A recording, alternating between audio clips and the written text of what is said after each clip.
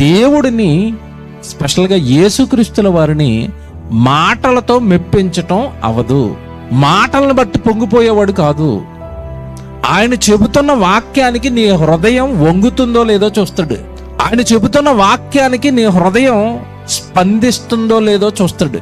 నువ్వు ఇలా ఉండాలి అని దేవుడు చెప్పిన తర్వాత ఆ మాట వచ్చి నీ హృదయాన్ని తాకుతున్నప్పుడు, నిజమేనండి ప్రభు చెప్పాడండి నేను మారిపోవాలండి అని మార్చుకోవడానికి ప్రయత్నిస్తున్నావా? లేదంటే ఆయన అలాగే ఉంటాడు నేను ఇలాగే ఉంటానని దేవుడు మార్చుకోమన్నవి ఏవైనా నువ్వు మార్చుకోకుండా హృదయాన్ని అలాగే ఉంచుకుంటున్నావా? ఇది గమనిస్తూ ఉంటాడు ఎప్పుడు నీ విషయంలో.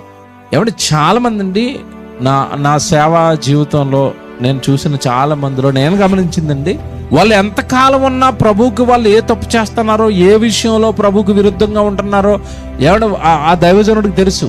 మంచి ప్రసంగాలు చెప్పిస్తాడు, వాళ్ళు మారాలని కోరుకుంటాడు.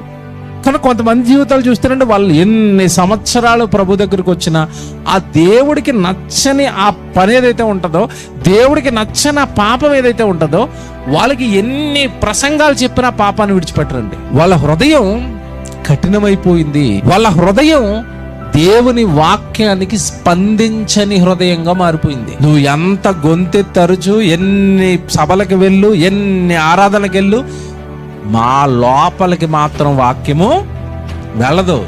పెద్ద షీల్డ్ వేసాం హృదయానికి. ఇలా గనక నువ్వు ఉండిపోతే నీ హృదయములో ఏముందో ఆయన పట్టేసాడు. నీ హృదయం ఆయన వాక్యానికి స్పందిస్తుందో లేదో గమనిస్తున్నాడు. నీ వాక్యాన్ని, ఆయన చెప్తున్న వాక్యాన్ని నువ్వు స్వీకరిస్తున్నావా లేదా చూస్తున్నాడు, గమనిస్తున్నాడు. ఇదే చూస్తాడండి యేసుప్రభు, ఇదే చూస్తాడు. నేను చెప్పే మాటకు లోబడుతున్నాడా లేదా.